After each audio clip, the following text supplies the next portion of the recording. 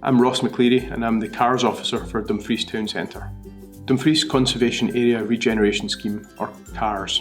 Like many towns, Dumfries Town Centre currently suffers from a high vacancy rate for retail units, a low occupancy rate for people living in the town centre, vacant buildings, and the poor condition of much of its historic building stock. To address these issues, Dumfries and Galloway Council has been working with local partners to form a strategy for the social and economic regeneration of Dumfries Town Centre. In partner with Historic Environment Scotland, or HES, the Council is launching a heritage-led regeneration scheme as part of the overall regeneration strategy for Dumfries Town Centre. This regeneration scheme will see investment of approximately £1.5 million into the conservation area, with contributions from HES, Dumfries and Galloway Council, private investment and other sources. The Conservation Area Regeneration Scheme will consist of grant schemes, which offer part funding for the repair of prominent traditionally constructed buildings to bring them back into full use, improvements to the public realm, and a training, education and awareness programme, as well as complementary engagement activities. This approach will help regenerate Dumfries Town Centre whilst protecting and enhancing its historic character.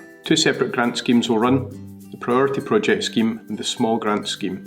The Priority Project Scheme will make substantial grant funding for targeted properties available. These priority projects will bring whole disused buildings back into reuse in entire building renovation and repair projects, and will support the aims of the local regeneration partners such as Mid-Steeple Quarter and social enterprises such as Wheatley Homes. They will create homes and encourage retailers and small businesses back into the town centre. By carrying out repairs using appropriate and high quality materials and the correct and sympathetic traditional methods, it is intended that the restoration of these buildings will set a standard by which future development in the conservation area will be held to.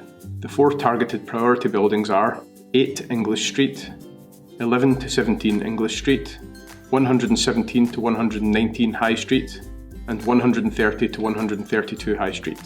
As part of an assessment of Dumfries Conservation Area, these buildings were identified at the planning stage of the project as key targets for major investment. This is due to a number of factors including material condition, historical importance and their impact on the greater townscape.